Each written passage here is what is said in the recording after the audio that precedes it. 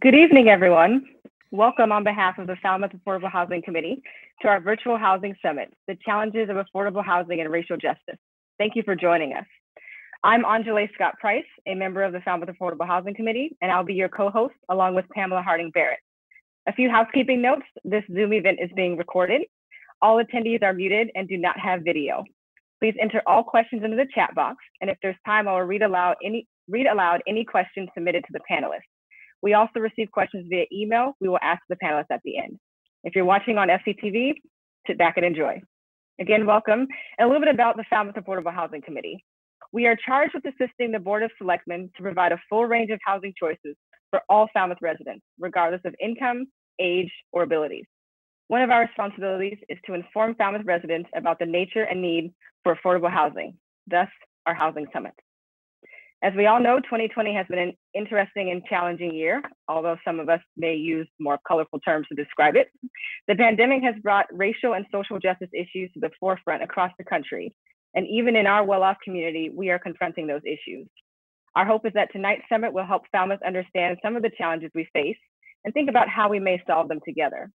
Our four speakers this evening, Peter Johnson-Staub, Laura Schufelt, Elisa Magnotta, and Jamie Eldridge, we'll discuss various topics such as racial inequalities and housing policies, how the state can build affordable housing, zoning alternatives, and more. All of these in an effort to provide our community with information about how we can achieve our collective goals around affordable housing and its relation to social justice. This summit is supported by all the members of the Falmouth Affordable Housing Committee. They are Karen Bissonette, Renee Brune, Carrie Walton, Jessica O'Brien, myself, our wonderful co-host Pamela Harding Barrett, and our chair, Ed Curley. This particular summit is also supported by Samuel Patterson, Carla Ferroni, and Wayne Lingefelter. This is lemon. Do you care if it's lemon cake? You're muted. Oops, I muted myself. Oops. Now I'd like to welcome our first speaker, Peter Johnson-Staub, the Falmouth Assistant Town Manager since November 2016. Previously, he held similar positions in Yarmouth, Andover, and Lexington, Massachusetts, representing 26 years of municipal government experience. He received his master's degree in public administration from American University. Peter has accumulated a working knowledge of many aspects of governing within the Massachusetts town meeting form of government. Welcome, Peter. Thank you. And thank you for everyone who is watching. If in fact this is the most important and entertaining thing that you have on your agenda tonight, then you're a good citizen, and we appreciate your interest in this very important issue. I am for sure the least expert on this topic of the presenters that will be speaking tonight. So I will be brief. I'm going to provide a high-level overview of 40B housing successes and challenges regionally and here in Falmouth. So once I get this off my screen, sorry, I'm just trying to get my slides to advance here. Why is that? No, there we go. Sorry about that. So the 40B comprehensive permit law was adopted by the Commonwealth of Massachusetts in 1969 to facilitate affordable housing construction. It allows property owners and developers to construct housing that does not meet municipal zoning requirements. There are a couple of noteworthy exceptions, and that is for communities that have reached a 10% threshold. That is, 10% of the existing housing units are deed restricted affordable under the state's definition. Then those property owners and developers are no longer able to override local zoning under Chapter 40B. That is a sort of a long-term, multi-year exemption that stays in place with that community as long as they retain that 10% affordability threshold. There is also an opportunity for towns to certify a housing production plan, and if they meet their annual goal under a housing production plan, those towns can get a 1-year reprieve from 40B developers being able to override local zoning. So why was this law adopted in 1969, and what sort of impact has it had? Well, um, I think anyone who's been following this issue, even casually, is generally aware of the dynamic that uh, a lot of people are in favor of affordable housing in concept, but the issue becomes much more challenging when it is in your neighborhood, whether you're in a butter or it's a couple blocks down. Um, Folks get very interested and understandably concerned about the particulars of what's going on in their immediate neighborhood. And there has been historically and to this day, many times opposition to proposed affordable housing. And some of that was codified in local zoning, which made it very expensive and difficult to develop housing. So 40B was put in place to stimulate more housing production. Since 2017, which is the most current data I was able to find on the state website, over 260,000 units of affordable housing have been generated and are listed on the subsidized housing inventory in the Commonwealth of Massachusetts. And just since 2018 here in Falmouth, we have approximately 141 units of housing permitted, of which 44 are affordable. And those are units that are permitted. They may be under appeal, some of which are under construction and some of which are still going through a part of either they're under appeal or they're have not yet broken ground. So given the theme of tonight's housing forum with regard to racial equity, I think it's important to make a note of the fair housing requirements that are embedded in the 40B law that was adopted in 1969. The 40B requires that when a developer is marketing their property, when they're advertising and doing outreach, that they must meet some minimum standards for fair housing and reaching out to diverse communities. And there are also requirements that apply to the selection process and the qualification process as owners and developers are reviewing applications to purchase housing or rent housing, as the case may be. And that at the time in 1969 was very significant because there was, prior to that time, there had been policy, actual federal policy known as redlining, which required segregation. It wasn't just something that occurred because of bias or implicit bias. It was actually embedded in federal policy under the Homeowners Loan Corporation, the Federal Housing Administration, and the Veterans Administration. They all were using maps that defined neighborhoods, that drew neighborhoods based on racial composition. And in fact, an underwriting manual that was used by the Federal Housing Administration stated quite plainly, incompatible racial groups should not be permitted to live in the same communities. So 1969 went, a 180 from that and said that would not be tolerated, and in fact, affordable housing had to be marketed to diverse communities and in a racially blind way. Now, that's not to say that that's solved the problem here in the Commonwealth. We clearly still have quite a bit of residential segregation, but at least we've moved beyond the segregation by policy. So there have clearly been some successes with the 40B law in terms of producing more housing and making it more affordable to construct housing than it would otherwise be based on local zoning. But it remains 40B something of a bad word.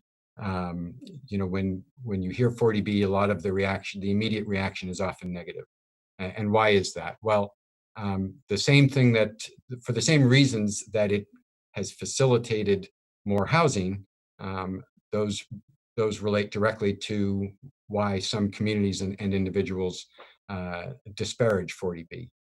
It does allow for developers to construct their housing without regard to open space preservation and smart growth principles. that towns may have adopted. The developers are not required to take proximity to grocery stores and pharmacies and schools, gas stations, sewer infrastructure into account, as we might prefer to do.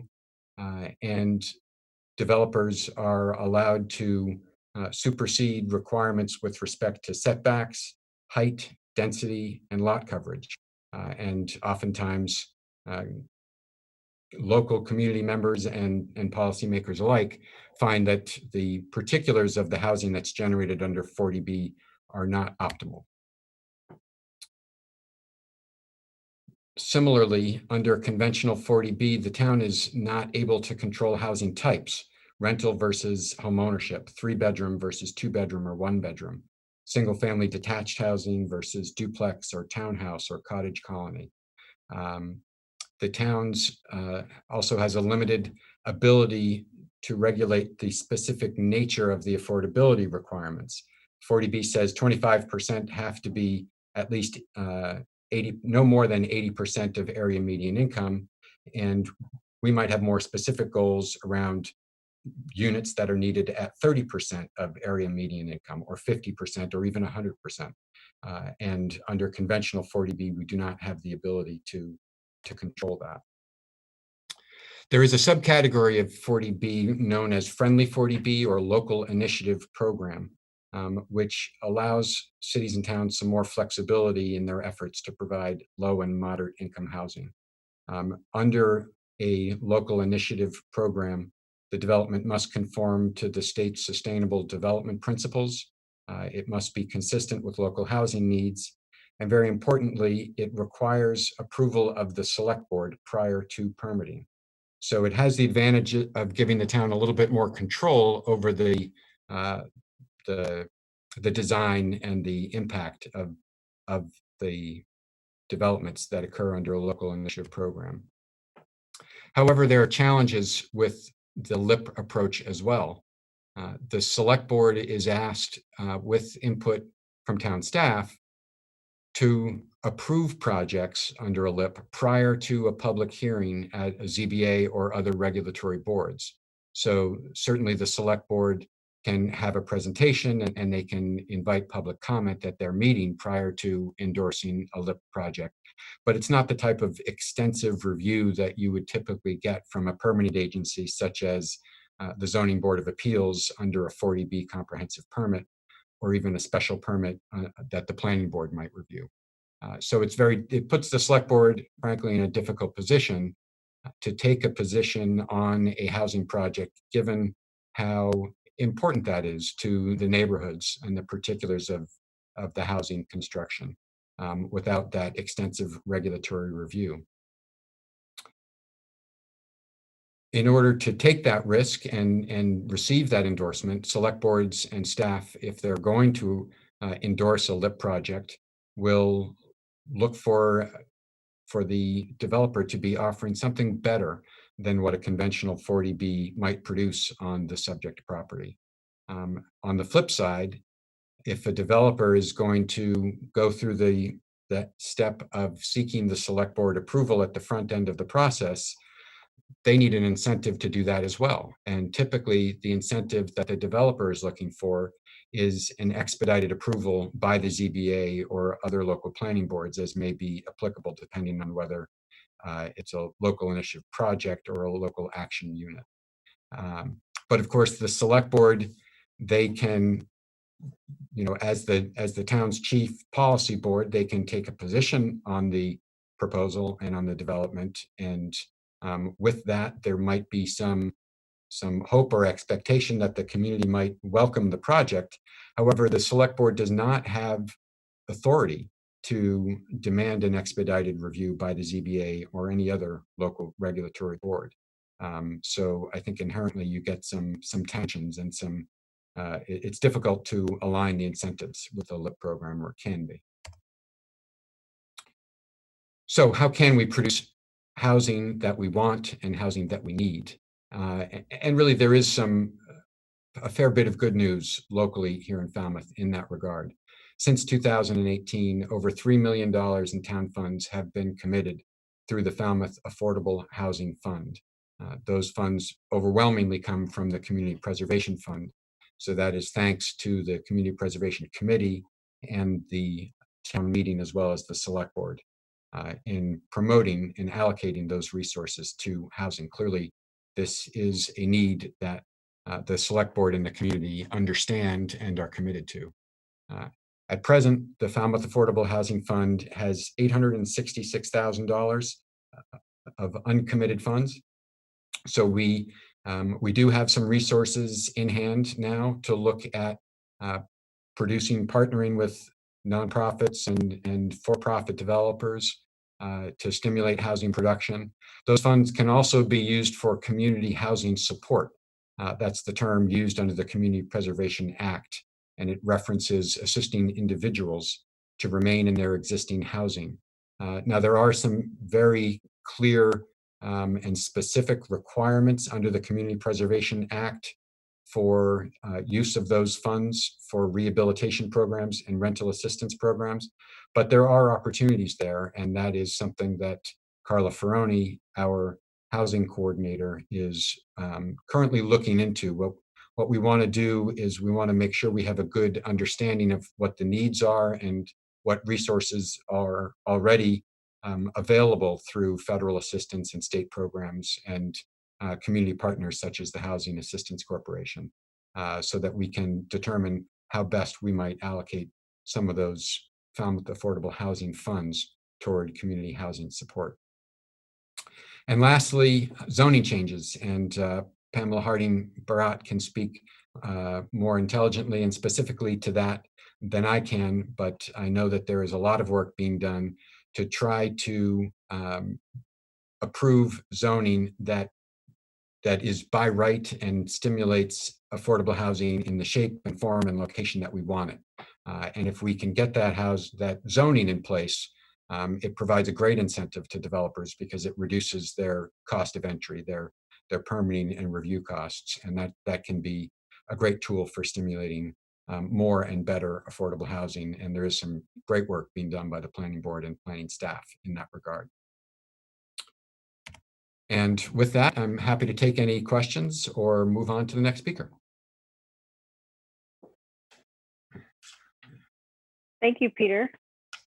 I'm looking in the chat and I do not see any questions. So I will pass it along to Pam to introduce our next speaker.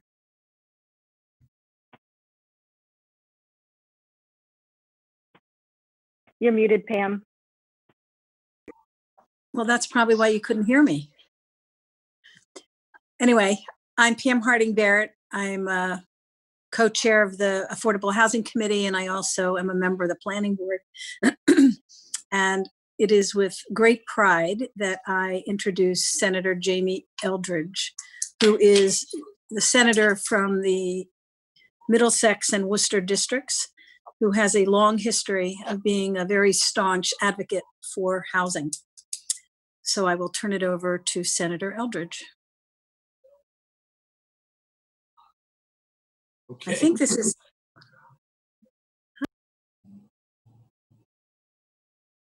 All right.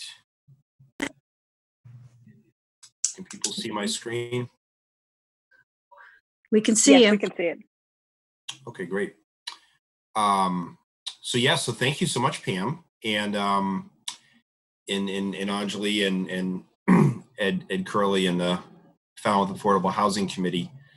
So yeah, I have known Pam almost my whole life when she was a select woman in Acton and did a tremendous amount of advocacy for affordable housing in Acton, which I think as far as suburban communities does a good job.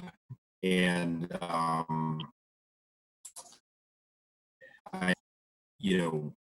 really pleased to see the work that she's doing in Falmouth and everyone else, and great to be here with panelists that are really experts on housing. So I just wanted to go through a few quick slides just to give people a general view of what we're doing at the state level, both in terms of legislation as well as what resources are available. And this is certainly not comprehensive, but this gives you a bit of an idea what's possible at the state level. And I think it's really about towns, public housing authorities, affordable housing trusts, really engaging in what often is fairly complicated discussions to pull together state and federal financing and hopefully local financing to make projects possible. So the first item is just a resource, is the Department of Housing and Community Development. They provide a lot of direction and resources in terms of the different programs that are out there for communities to access state funding. So I just listed the website that has a listing of the different programs. And I just listed 4 items, 4 programs. I won't go into detail with each one, but you know, some of it is just a consideration that obviously a town can build affordable housing, but also that there are programs through the state where people who are eligible based on income can take advantage and become, you know, a homeowner who are working class or low income. And I think it's important to highlight is that I know often communities have a focus on just meeting 40B requirements, but that they're you know, we want to make sure that everyone has a place to live in their community, and that can mean, you know, helping connect people to programs like the first item listed, the First Time Homebuyers Program, which again, eligible households or families can access to become a first-time homebuyer. So that's very important. I believe that Peter had mentioned the local initiative program. So that's often known as the Friendly 40B initiative, where a community, you know, decides to get behind affordable housing and it's not as hostile as some 40B developments. And there's some assistance from DHCD on that. So so that's just a bit of a listing of some of the options. Legislative action. Senator Eldridge, Oh, yes. could you switch to the slideshow view so we can see the screen a bit better? Oh, sure. You go to slideshow. At the top. Did that work? No, Okay. on the top menu, says home insert across the slideshow. There you go. Okay. Thank you. Give me. Usually have my staff to help me with some of this. So thank you. So yeah, so I think I'm on the correct next slide. So legislative action. So every 5 years, as with most bond bills, the state borrowing money for different purposes, we passed an affordable housing bond. I served for 2 terms as the Senate chair of the Joint Committee on Housing. So I passed a bond bill in 2013. And so the legislature 2 years ago, with the governor signing it, passed an affordable housing bond bill for $1.8 billion for affordable housing. And, you know, the first thing to emphasize is that Massachusetts arguably does much more from the state side to provide support to communities for affordable housing. So I'm very proud of that. At the same token, whether it's our high housing costs or just the need, it still doesn't go that far. So that's why I put in the second bullet point is that what that $1.8 billion really translates into, depending on who the governor is, but currently with Governor Baker, is he's spending about $238 million a year to build more affordable housing. And anyone that knows how expensive it is to build housing, and you're thinking about all 351 communities, that's really not going to go that far. And certainly there are many communities that year after year are trying to secure state funding to build affordable housing, and they're often have to wait 2 or 3 or 4 years.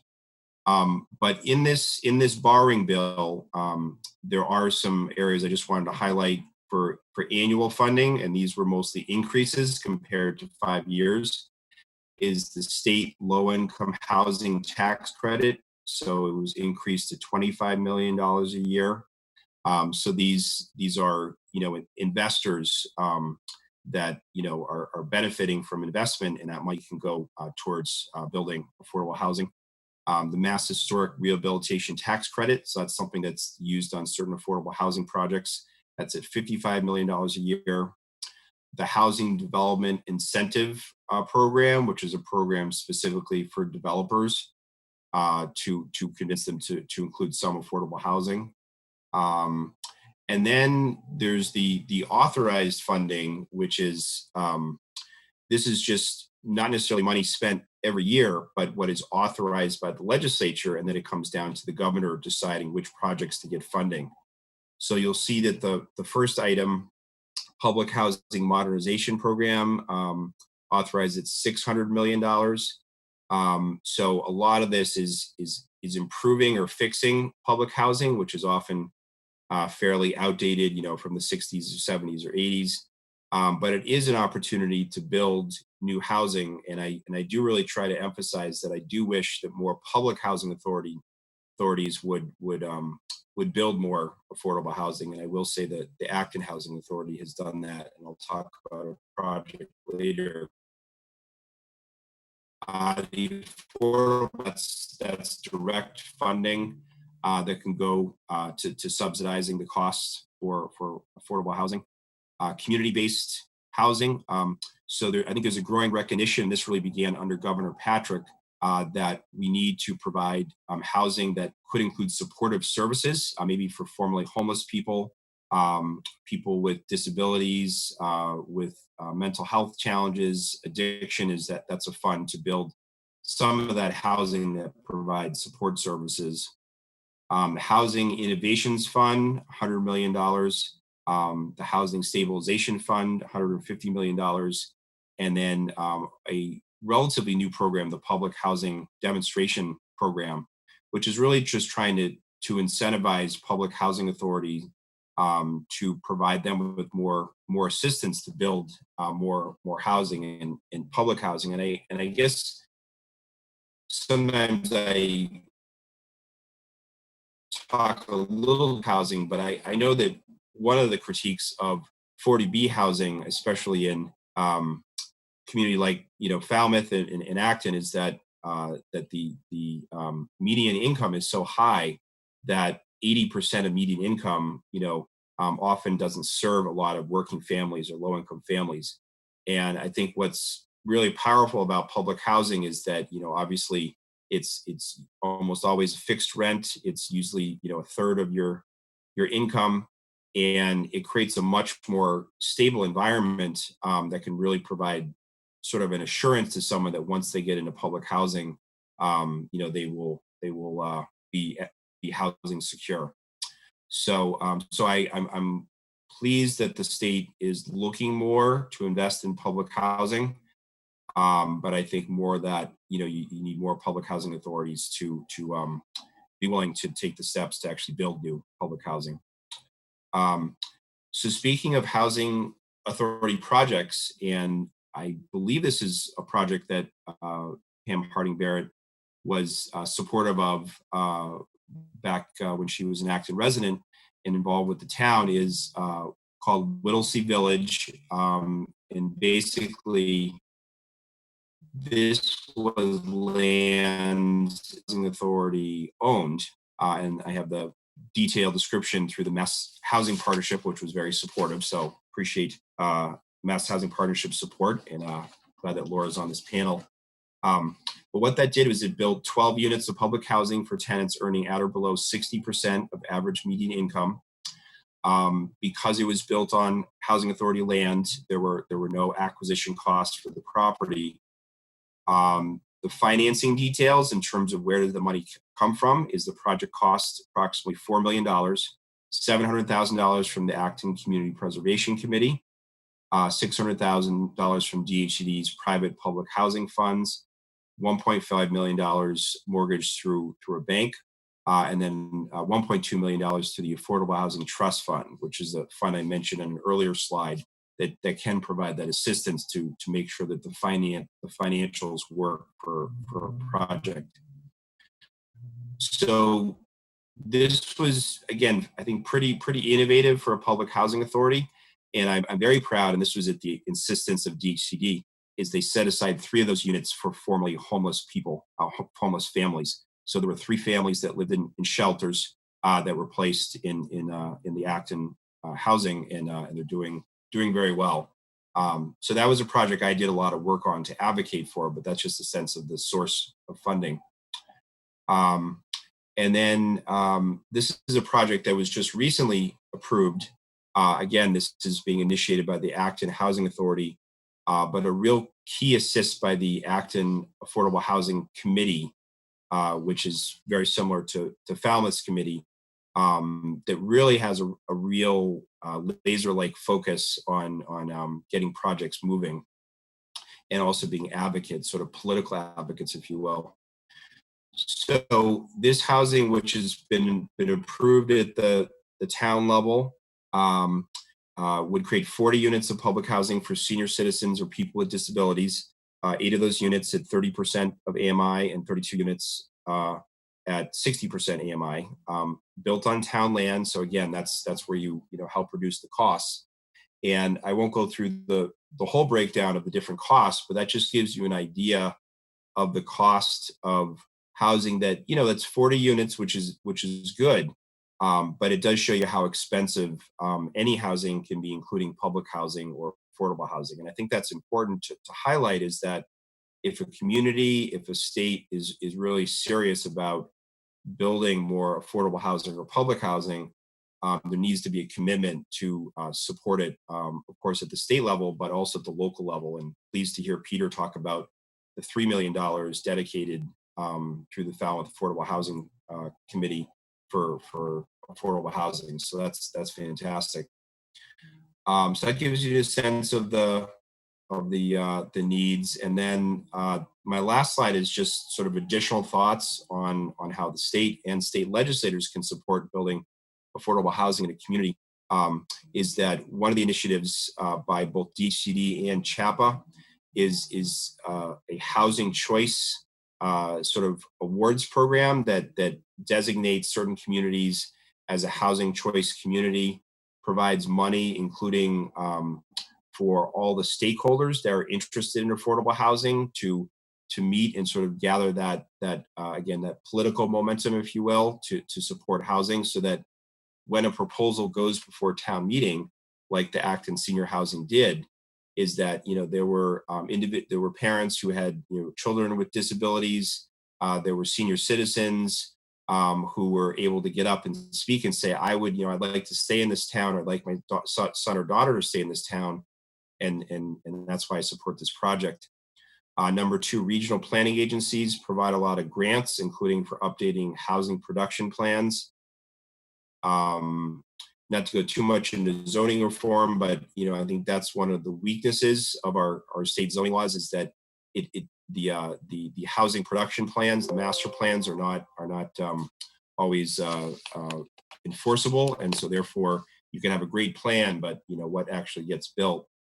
And then the last item, and I didn't want to go into too much, in part because the other panelists, including Laura and Alyssa, is really just trying to highlight for a community to think about reaching out to nonprofit developers that can do a project that are obviously truly dedicated to building affordable housing, and seeking them out. So the district I represent, 14 communities, includes a former military base, Devens, and the Women's Institute for Housing and Economic Development, partnering with Mass Development, just finished building the Shirley Meadows affordable housing for seniors, which is about 40 units of housing at 60% or below median income.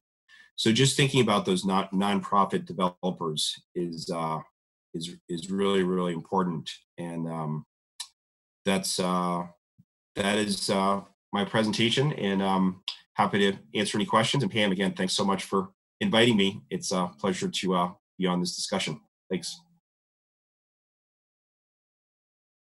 Thank you, Peter. And it looks like we do have one question in the chat. The question is, are there ways to provide affordable housing without new buildings? There certainly are. There are programs where, and I know the Acton Housing Authority has had a program to purchase condominiums and then put a deed restriction so that it's in perpetuity is affordable. So that is certainly a model. I do think for better or worse that the state is more focused on new housing, and part of that is that there's a bit of a sensitivity that you don't want a community just to buy quote unquote old or not particularly nice housing and provide that for people that are less well off, and then everyone else gets new housing. But that is an approach that some communities do, where they can purchase a home or a condominium and put a deed restriction, but it certainly is expensive. Angela, Thank you. can Yes, I absolutely. pipe in? There's also redevelopment. So whether it's redeveloping commercial space for housing, a lot of communities like Acton repurposed an old school for affordable housing, affordable senior housing. See, I remember that one too. And so any surplus schools that are still viable and structurally sound could be repurposed, or other public buildings. And there's a pretty robust program that the Attorney General supports with communities for blighted properties that can then be taken over if you go through this process. If the town goes through the process, if it's foreclosed or vacant or blighted, and the town can get it in receivership and then get a receiver, usually it's a nonprofit developer, who will rehab it and then sell it for affordable housing. So there are some ways to do it. And I think communities try and find a lot of ways to do that. But if you don't have any of those, old places, old mills are great in Western Mass and other places. We don't have so many on the Cape, but definitely there are more ways than just building new. Thank you, Laura.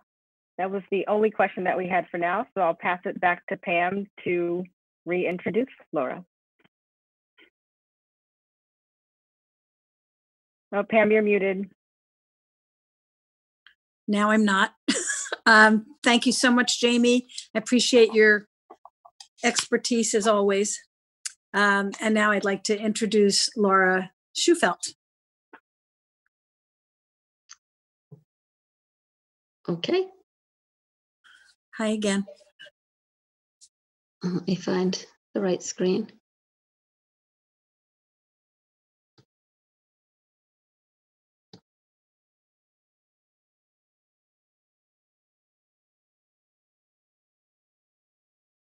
Whoops, didn't start at the beginning. There we go. Hello, everyone. Thanks for having me back in my old stomping grounds in Falmouth, where I worked for 6 or 7 years a while ago.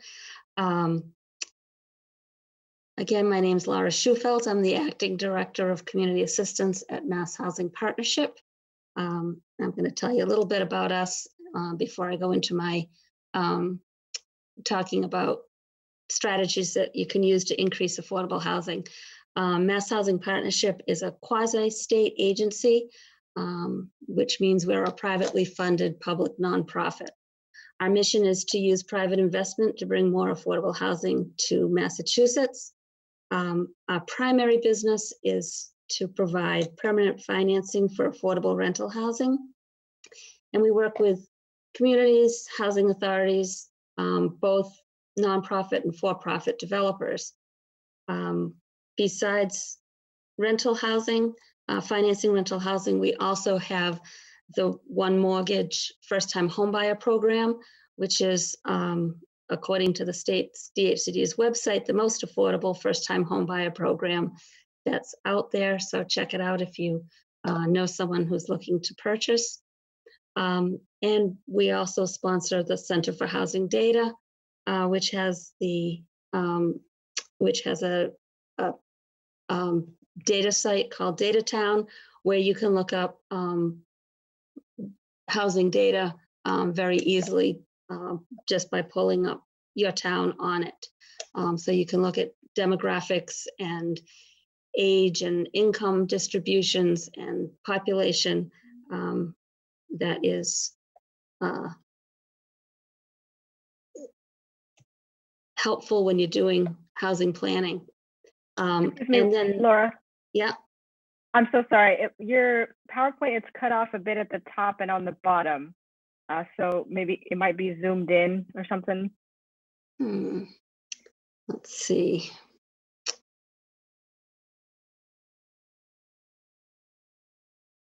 Try it again.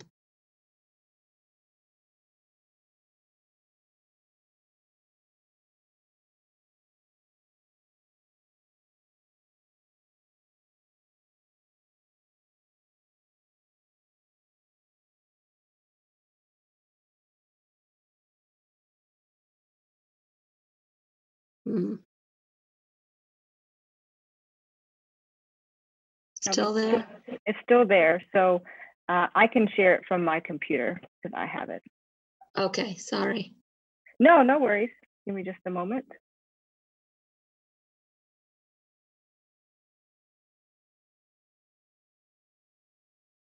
All right. This is the slide you were on, I believe. Yep.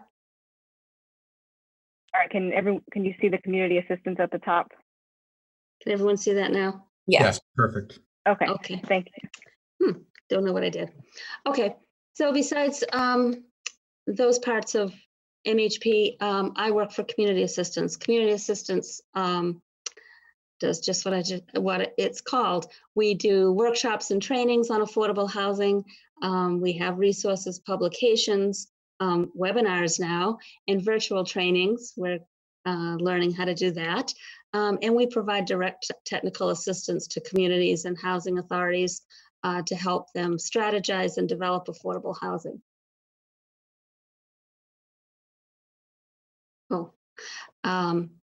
So what are some of the strategies we can use or you can use to develop more affordable housing or to increase your affordable housing in Falmouth?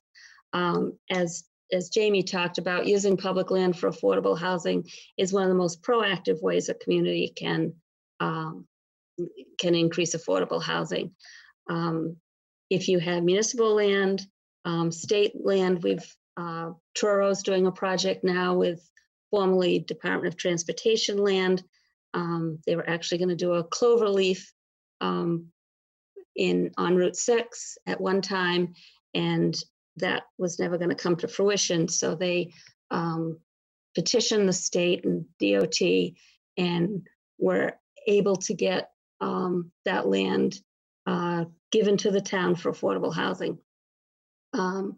So Falmouth has done this at least a couple of times. Schoolhouse Green, which is pictured here, actually had land that was controlled by HUD, Housing Authority land, and town-owned land that was all packaged together in order to get the development, enough land for the development for 39 units. And then the recent Little Pond Village on land that was purchased by the town with CPA funds. So there's a couple more examples of small projects that are on town donated land around Cape Cod.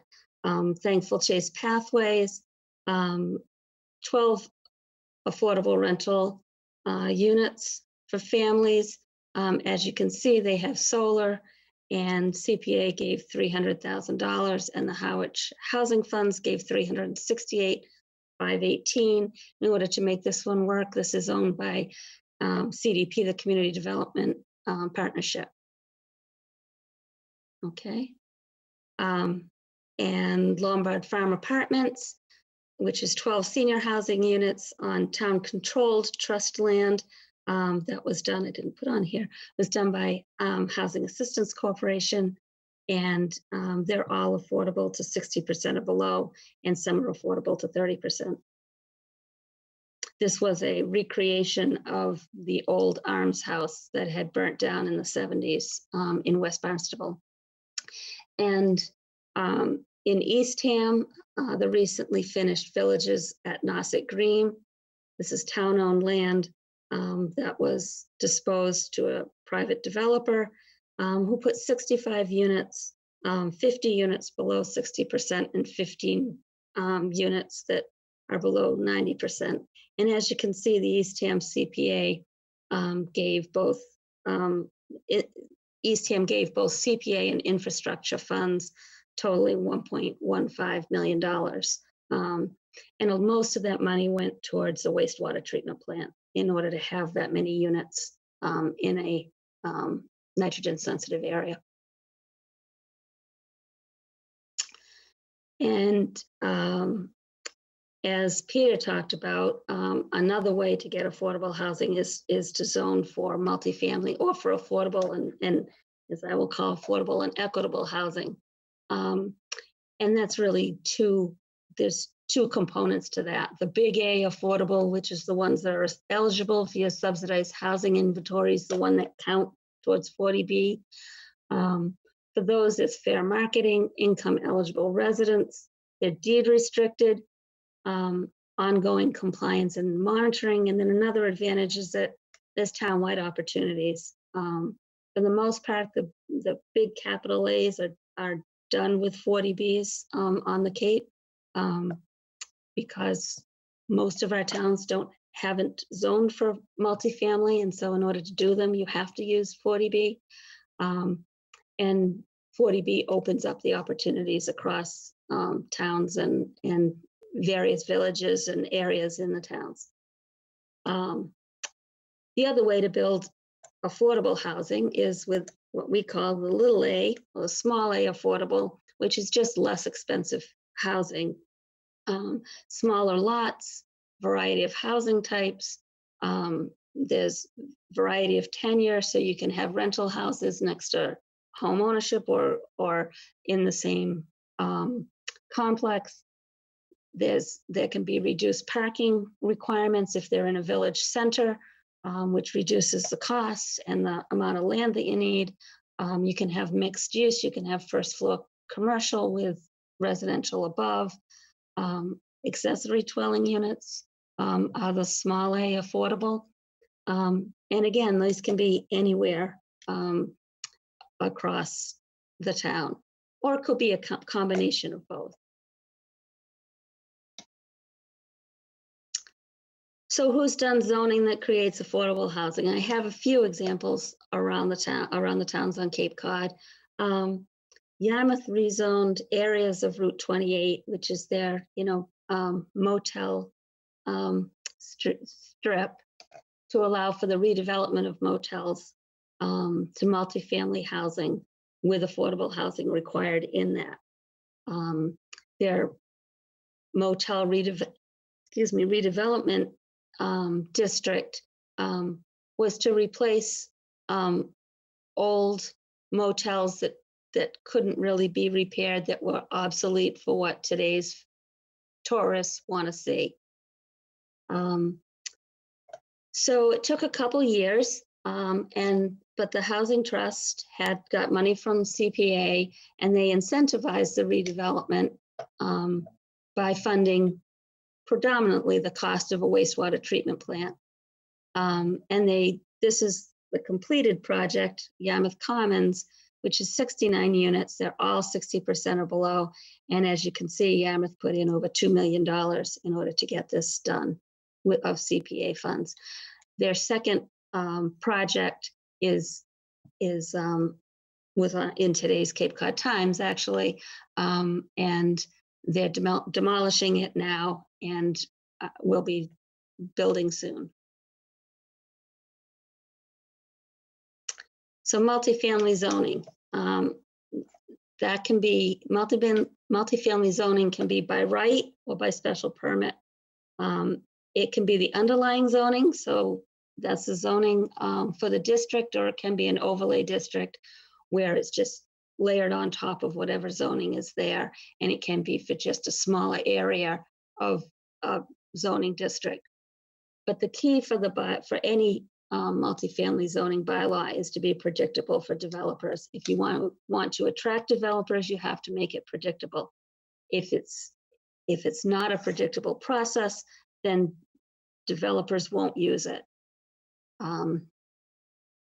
So in Barnstable's growth incentive zone, which is approved by the Cape Cod Commission, in Barnstable's growth incentive zone is most predominantly in Hyannis.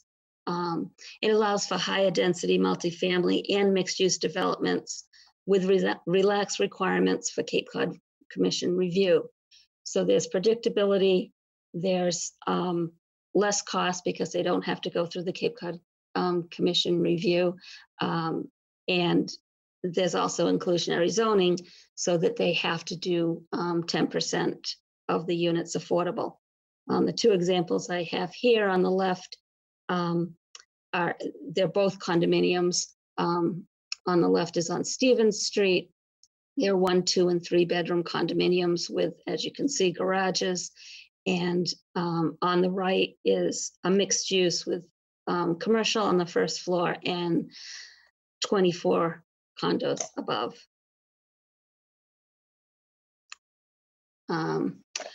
So that segues nicely into inclusionary zoning. What is inclusionary zoning? It's a policy that was first developed in the 1970s in response to exclusionary and often racially segregated snob zoning, just like 40B was.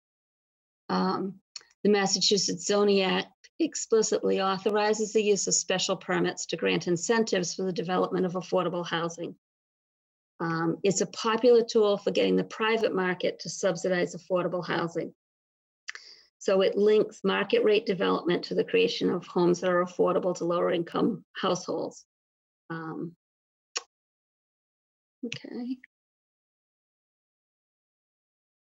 And there's two basic types of inclusionary zoning.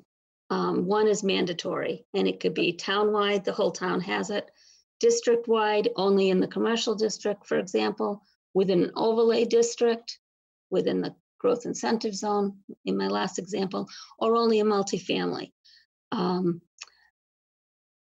That would be across the board. And in Barnstable, where my hometown, we have 10% for any developments of 10 units or 10 lots or more. Incentive-based inclusionary zoning, which is usually done by special permit, or if you're in a growth incentive zone, you can have a development agreement. And it gives you relief from dimensional requirements like densities. It gives you relief from parking requirements. It can allow accessory dwelling units. You can have mixed use in exchange for affordability. A lot of times it's density bonuses, where if you do one affordable house, you get an extra market house than what you would normally be able to do under zoning.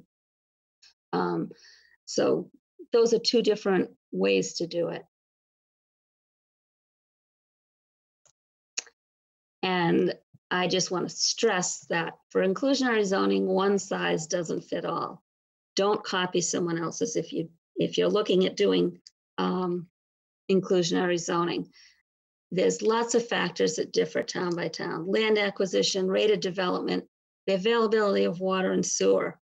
That all adds to costs, and so your incentives for doing it, or how a developer can actually produce these units, you have to make it financially feasible for them to do these units, and typically that means a density bonus. MHP has worked with a national nonprofit on a national study of inclusionary zoning, and we focused, of course, on Massachusetts. And of all the inclusionary zoning bylaws that are out there in the state, 65% have not produced a single unit. So it's not the silver bullet, and for the most part, that's because people either want too much, they want to have the units be targeted to extremely low income, which is a high cost, and they expect the developer to be able to do that in the development. So if you're looking at inclusionary zoning, you want to do inclusionary zoning. It works as long as you understand the formulas for what the cost is and the financial feasibility of doing it. And then I'll just end, since this did have a component of social and racial justice, that my take on equitable housing is providing opportunities for people of all races and socioeconomic levels to live in every village in the town. And that means multifamily and small lot developments allowed throughout the town. Equitable investment in infrastructure, which prevents that from happening in a lot of towns throughout the town, to allow increased development, and in some cases the historical density of the area. We have lots of areas all over the Cape, including in Falmouth, that are high density historically, but could never be built like that today, and desirable areas that people want to live in, but you could never do today because of the zoning laws that have come subsequent to those developments. And by doing this, it begins to erase the effects of redlining and also racial covenants, which were popular in Massachusetts and on Cape Cod. And if you don't know what those are, it means in the deed, it says that only Caucasian people can purchase this house. This is my contact information. Happy to take questions. Thank you for having me.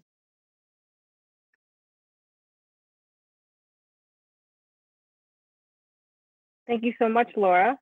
We have a couple questions. One of them I will save towards the end, but I'll ask this first one. What can be done to improve the architectural quality of the affordable and workforce housing projects being developed in our town? Quality design is important for the residents, neighbors, and the town.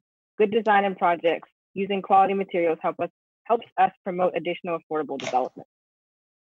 I think I'll open that up to anyone who may want to answer that.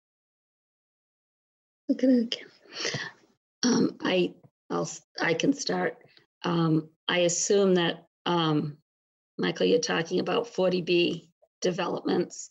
40B developments do go through a design review, and I think that came into, I think it was 2014 changes to the requirements, that maybe it's 2012, that required design review by the subsidizing agency. And then when it gets to the town can also, the ZBA can require a design review.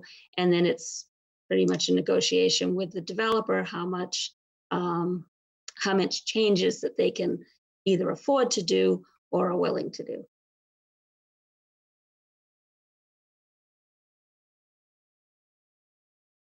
Thank you. Senator Jamie? Yeah, thank you. I would just really quickly, and I think, other panelists have made this point is look, if you want affordable housing to look nice, that just means, you're gonna have to spend more money. I strongly think that affordable housing should look like, pretty much market rate housing, but recognizing that you need to put in that investment into, one of Laura's points about inclusionary zoning is that's one of the sort of frustrating things that I sometimes, in explaining to my constituents, is they say, well, we only, we want that housing to be at 50% AMI, and explaining, well, if you want to do that, unless the town or the state steps up with a bigger subsidy, it's just not likely financially possible for the developer. And so therefore, we need to we need to recognize that we need to invest more in affordable housing through our tax dollars, whether local or state or federal. And I'll just, thank you, Jamie. I'll just pipe in and say that it would be if we can reduce the soft costs for affordable housing, the permitting costs that can go well over $100,000 if you're doing a 40B, and you can reduce some of the, some of the soft costs, then it can go into more can go into construction. But until that becomes an easier process, with appeals that are not always legitimate, then it's gonna take it on the construction side. Thank you very much, Laura. I'll pass it over to Pam to introduce Elisa.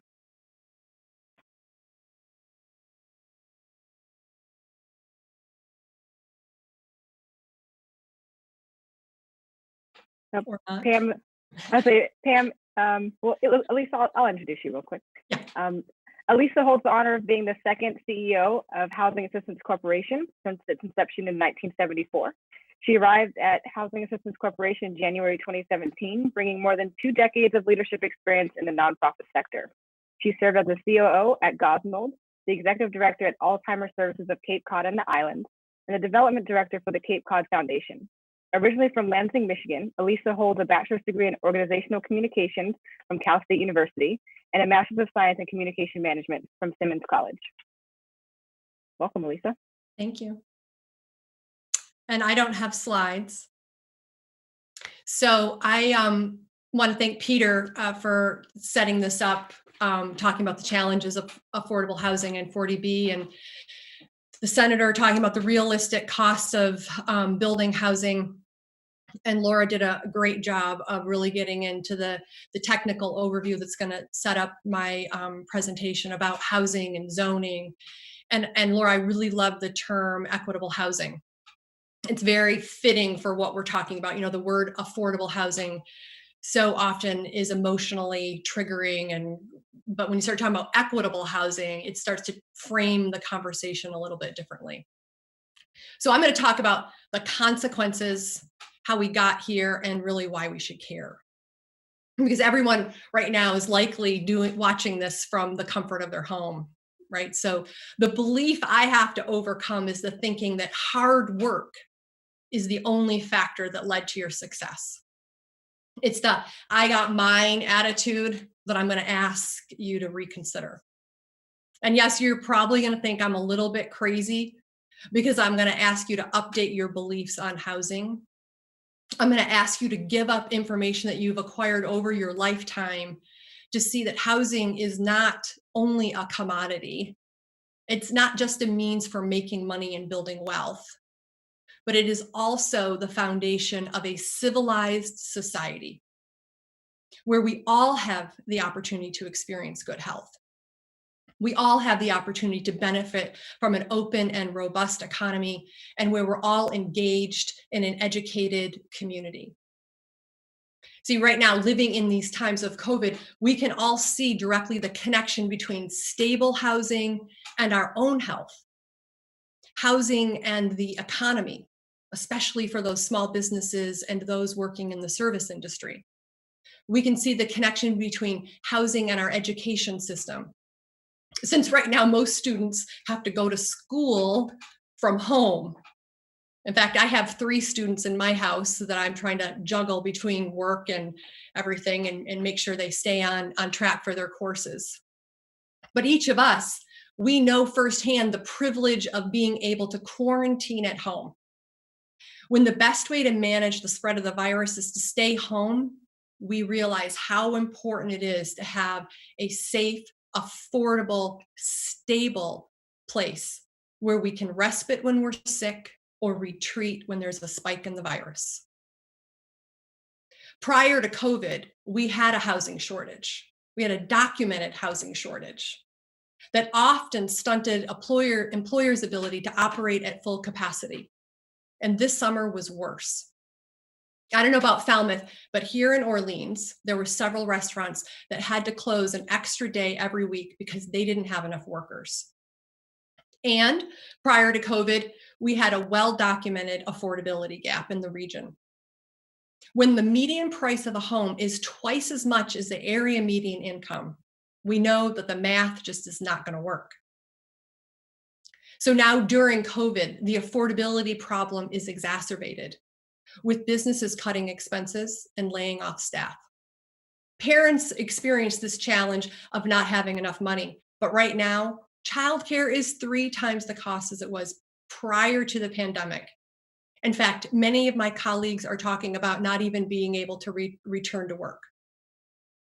Yet despite all of these challenges, and now having to manage our students' classwork from our home, our student children's classwork from our home, we're just grateful to have a place where they can take their masks off and be a normal kid for a while. Because all of these activities of staying healthy, of working, going to school, these are all essential functions of a productive society. And each of them requires a house. So throughout our history, our government has played an important role in creating housing policies. We heard about them from Peter, heard a little bit about them from Laura. I think the senator touched on it a little bit. And those policies can be hugely beneficial for some people and not so much for others. Take for right now, for example, the governor has in place an eviction moratorium that is keeping renters housed even if the tenant is not able to pay rent. Now, this stay order reduces the risk of the spread of COVID, stops families from becoming homeless, and allows children to go to school safely. So it's good for the tenants. It's good for our community, but it's not so good for landlords. 2 other housing policies and laws that act as mechanisms to control outputs and human behaviors are financing the purchase of a home and construction of housing. So we have to go back into history a little bit to figure out where we are today. And almost 100 years ago, if you can believe it, in the 30s, which just blows my mind to say that 1930 was almost 100 years ago. But we were coming out of a depression then, and FDR was looking for a way to create economic opportunity, right? So the federal government created the Homeowners Loan Corporation. It was a federal agency that supplied low interest 30-year mortgages. And in order to manage the risk of those investments, they determined which neighborhoods were eligible for those loans. Now, this may sound reasonable to some extent, but imagine today if you weren't eligible for a home loan because of where the house was located. So take, for instance, if I wanted to buy a house near the Walmart there in Falmouth, but the Homeowners Loan Corporation decided that that neighborhood near the store was too high a risk and they wouldn't fund my home loan. And neither would any other bank because the loan could no longer be federally secured. That would be so frustrating, right? Because it's not based on my credit, it's not based on my ability to pay, but it's based on a certain neighborhood that the house is located in and that I live in. But in the 30s, the Homeowners Loan Corporation helped some people, right, and left a lot of others out. Because see, the data they used to determine which neighborhoods were eligible for the loans was based on the race of the people who lived in the neighborhoods. It was called redlining. Peter explained it. Everybody here has touched on it. It was a policy that intentionally excluded brown and Black residents. So back then, when a Black family made enough money to qualify for the loan, that loan was not even eligible for processing. This is one of the programs that the government created that contributed to our wealth.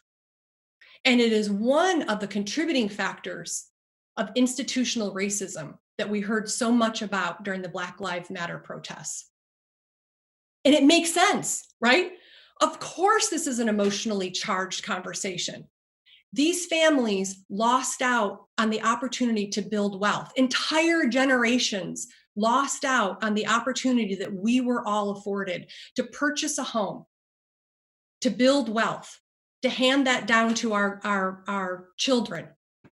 And they missed out on the opportunity for the mortgage deduction tax benefit that went along with the home purchase.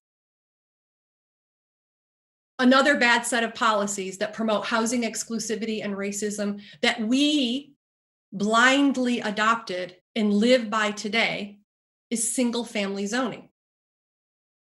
Basically, single-family zoning makes it illegal for a community to build anything other than a single home on a single lot. That means no apartments, no condos, no duplexes, no accessory dwelling units. And most of the time, single-family neighborhoods are associated with suburbs.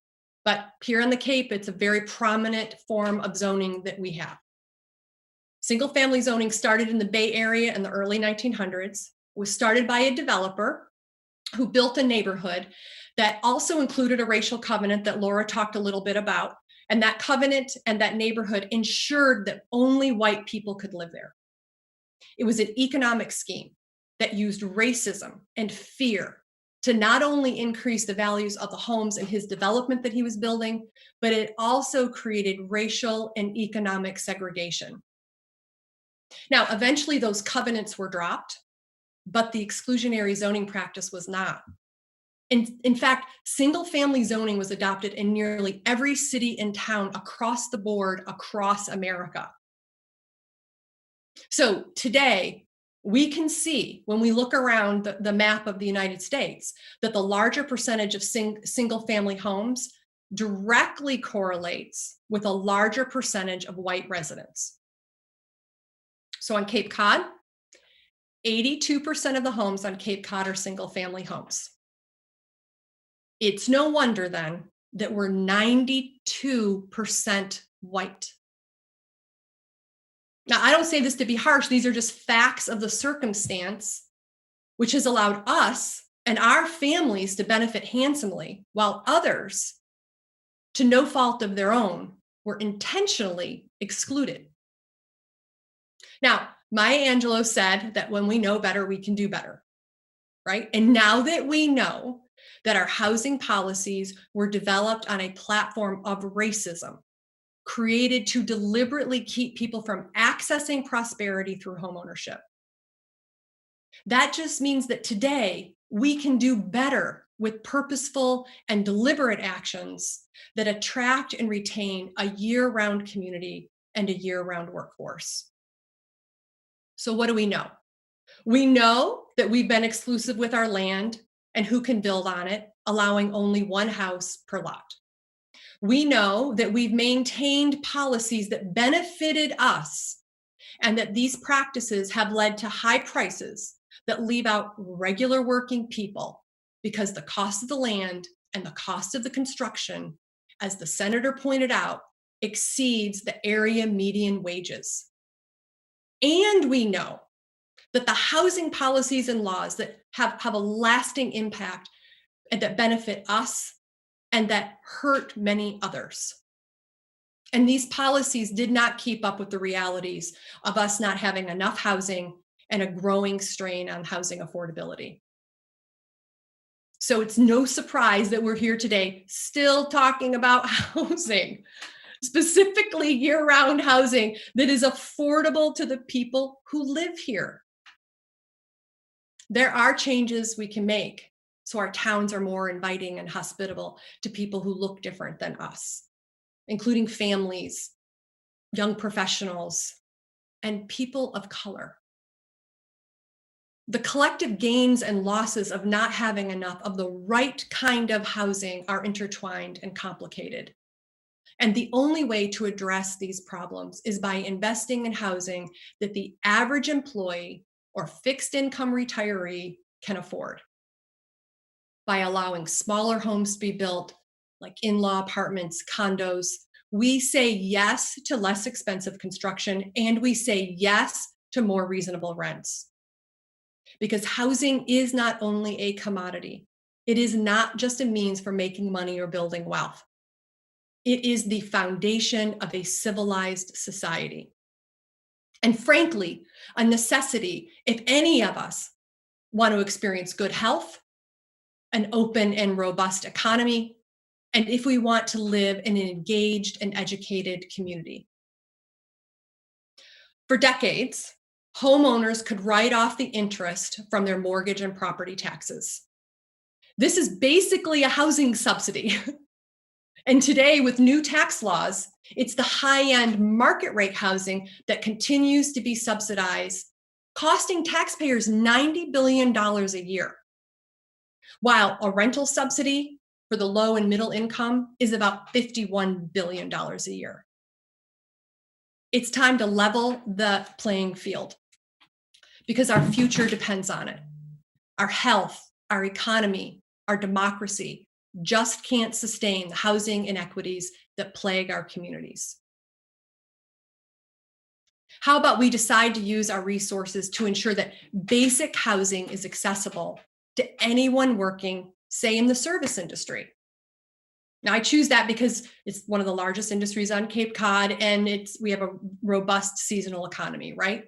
But just to put this in perspective for you, the annual salary of someone who works full-time in a restaurant is about $30,000 a year. That means they can afford about $750 a month in rent. Or they'd be eligible to purchase a home at about $120,000, depending on their debt ratio. None of those options actually exist today. So what are the levers that we can pull to create more housing opportunities for this important workforce? There was a question earlier about how we can add more affordable housing. And I agree with what Laura said and with what the senator said. There's no way around construction. We have an inventory problem. We have a housing shortage. Yes, can you unlock housing in other ways? How about tax breaks for landlords who rent year-round? How about incentivizing homeowners who convert their seasonal home to a year-round use? How about an increased investment from the town to build rentals and small starter homes? Or a town-run rental subsidy that bridges the gap between the wages and market rate rents? And last but not least, how about we be really bold and allow multifamily by right so that property owners can maximize the use of their land and help someone else get a start in life or stabilize their situation? See, I believe if we go upstream and invest in housing, we will save on healthcare costs. We will have a vibrant and active workforce and an engaged, educated society who will participate in our democracy. We may not be able to right all the wrongs of the racist policies that our ancestors straddled us with, but we can make a concerted effort to institute changes that minimally ensure everyone, no matter the situation or circumstance or color of their skin, has the ability to access housing that they can actually afford, so that they too, like us, can quarantine when necessary, participate in our town meetings, and pursue their dreams. And like us, have access to prosperity through homeownership. Because truly, changing our thinking is the least we can do. Continuing to talk about this problem is no better. A true acknowledgement of our past requires deliberate and decisive action today. And from where I stand, or sit, as the case may be, housing is the best place to start so that the next 100 years are good for everyone who calls this peninsula home. I look forward to a conversation with everybody and questions. Thank you. Thank you, Elisa. We do have a handful of questions that I'd like to open up for all of the panelists now. The first one is, when will Falmouth impose a greater property tax on second homes? If not, why is this a contentious issue? And I'll open that up for anyone. I can lead on that one if you like. So there is an option under Massachusetts law for a community to adopt a residential exemption. It's limited, as I understand it, to 20% of the residential levy, the residential tax base. And is it going to be controversial to adopt that? Sure, because you're talking about some folks are going to pay more so that some folks can pay less. The residential exemption, what it allows for is the first X dollars, and in the case of Falmouth, it might be $120,000 of the assessed value of your property is not subject to the real estate taxes. However, in order to make the budget work, in order to not just reduce the taxes collected by the town and therefore require budget and service cuts, the money lost because that first $120,000 becomes exempt for residents, and there's a definition and there's a process for applying for that residential exemption. That money has to be made up somewhere else. So what happens is the tax rate gets increased so that those who have a property that's valued above the median value are going to pay a little bit more in taxes, and those below median are going to pay a little bit less. So it's a very intriguing notion. I guess it is a policy that can certainly be considered, and it may help at a marginal level to make Falmouth more affordable for homeowners. But I think as we look at the details, we'll see it doesn't make, to refer back to Elisa's example, it's not going to make it affordable for someone earning $30,000, $40,000 a year to buy a home in Falmouth.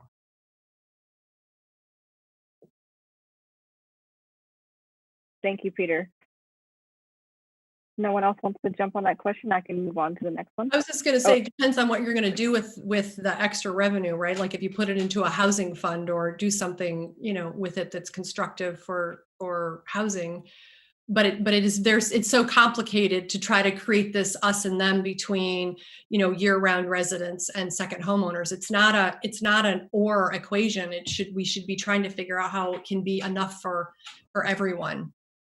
And figure out those policies and that type of housing that's needed. I just want to clarify, there is no extra revenue generated for the town through the residential exemption. It's revenue neutral for the town. Okay, yeah. It shifts who pays it. Right. Yeah, that's a problem. I don't know why. That's a rabbit hole to go down, right? Trying to figure that out. Constable has it, and I benefit from it because there's an exemption for the first 100,000 for residents.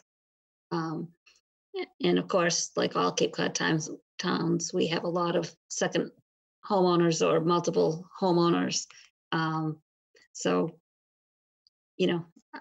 I like it. I pay less taxes. So. Thank you. Another question we have is, how can we convince towns to approve multifamily housing zones in affluent communities?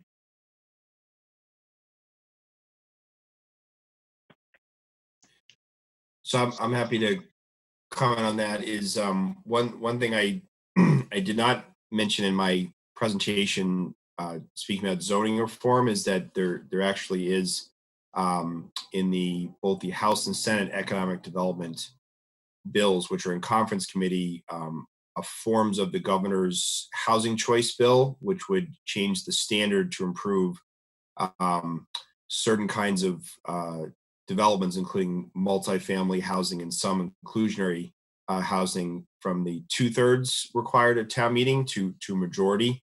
So I do think that's an important step forward, and that would, I think, make these conversations easier, because right now it's very easy for a vocal minority to block housing, more affordable housing.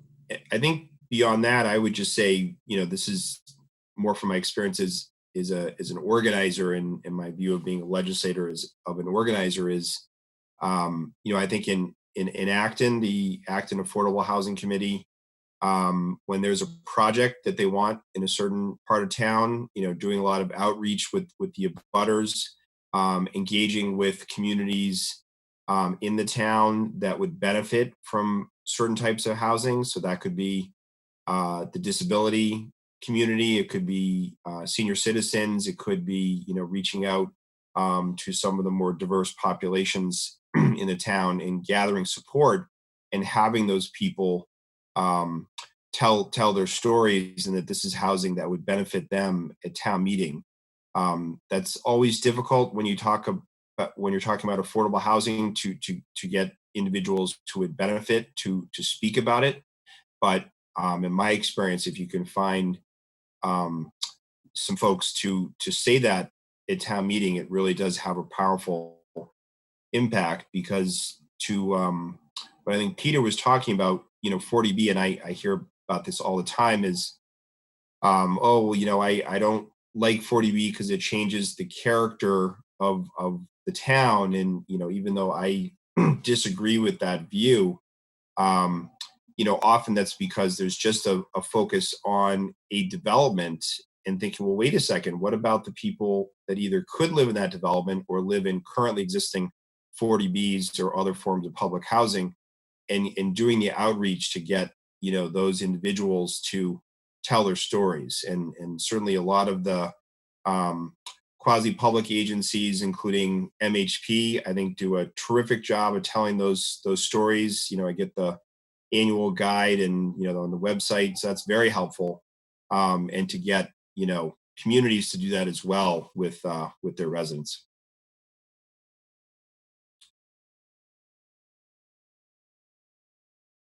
Thank you. Another question we have is, this might be more towards us, the Affordable Housing Committee. So Ed, I may ask you to chime in on this one. Could the Affordable Housing Committee sponsor an article at the next town meeting to allocate all the local meal and hotel tax revenue paid to the town into the fund, or the CPC fund, since many low-income individuals work in that industry?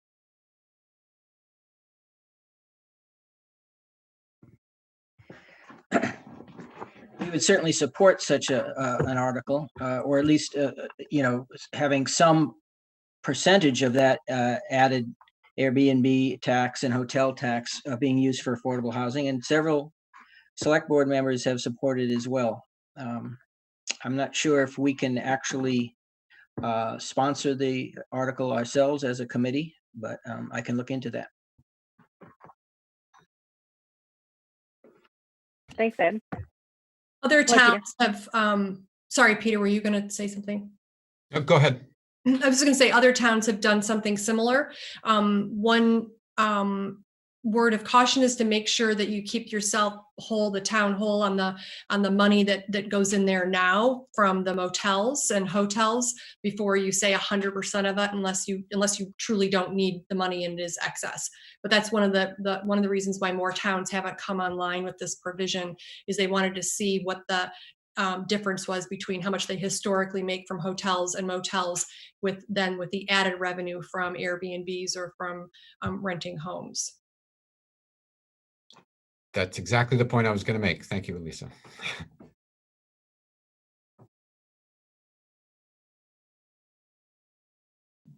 All right.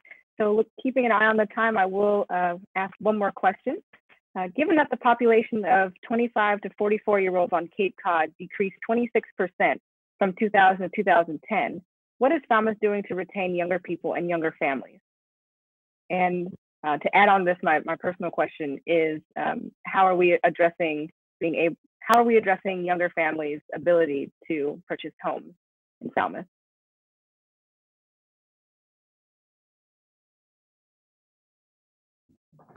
So there's a lot there, and the demographic challenges that Falmouth is facing, and that the Cape, and to some extent the Massachusetts, at least Eastern Massachusetts, are facing. There are some pretty strong headwinds in terms of affordability, and particularly having jobs that pay an income that are sufficient so that that young workers and young families can make a go of it. I think it's going to take effort at every level of government, including local, to address that. There are some things that the town of Falmouth is trying to do. And one of them is to keep everyone's tax burden low. That's something that's a great emphasis for us here in the town of Falmouth. We manage our capital projects and our debt very carefully so that does not increase the tax burden, and we're careful not to add a lot of staff people and really try to limit the number of overrides that we seek, although we did just have a significant one approved for firefighters as sort of the exception that proves the rule. Beyond that, we are trying, these are conversations that we're having on a regular basis among the staff and the local boards and committees here in Falmouth.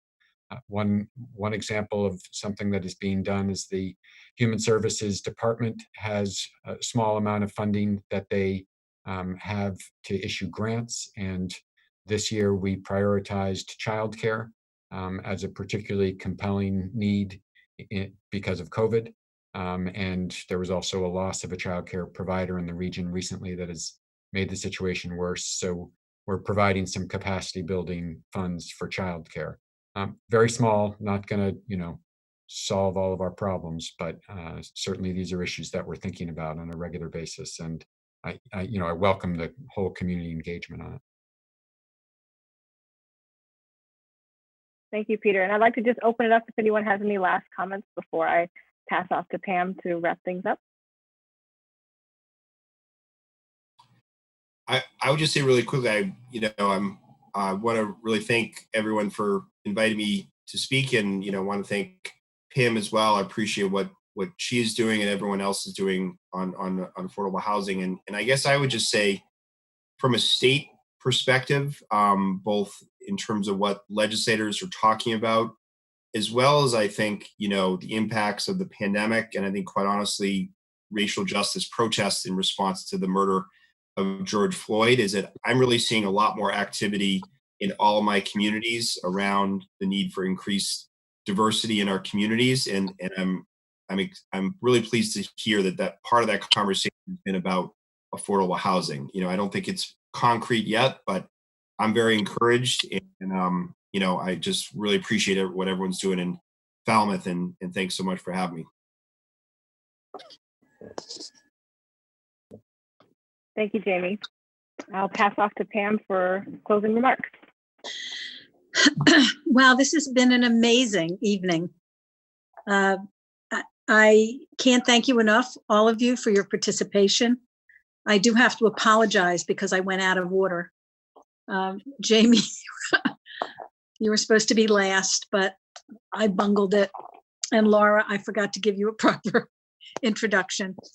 But I want to thank you all. Your ideas and your heart were felt tonight.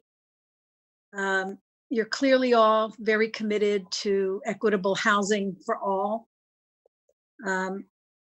In Falmouth, we have a Herculean job ahead of us, I believe. Along with equitable housing and how we treat each other and how we view our neighbors is just so important. We have the planning board right now, just as a backtrack, is working on a multifamily zone, because right now there is no zoning in Falmouth that allows for any multifamily apartments or anything else. So we have to change that. We're looking at the Davis Straits area because it's on sewer, and because Falmouth, like other Cape communities, are clearly in trouble with water, sewage. We have to be so careful because we're on a precipice, I believe, that we could fall over either way. So the planning board is working on that. We all have a lot of work to do. It's definitely a paradigm shift, and that's hard to absorb sometimes. It's hard to change the way you think. But I want to believe that Falmouth cares and wants to provide equitable housing for all here who wish to call Falmouth their home. We need more local and state funding, and we also need developers who want to become part of the process, part of solving the problem, not part of the problem. So I'd like to think that we will commit to talking more to each other in diverse groups and acting and making Falmouth a more inclusive welcoming community. And I'd also like to invite you all to Zoom in to our affordable housing meetings, which are the third Thursday of every month at 3 o'clock. And right now, this is how we're doing it, via Zoom. Angie, thank you so much for pulling this together. We could not have done this without you. So I appreciate your technical expertise and your energy and your adorableness. I don't want to embarrass you, but I just did. So anyway, thank you all for tuning in, and let's just keep working on this. I think we can make it happen. Thank you all. Thank you. Thank you. Thank you. Thank you, Good Patty. night. Good night. Bye, Jamie. Thanks to all of you. You're welcome.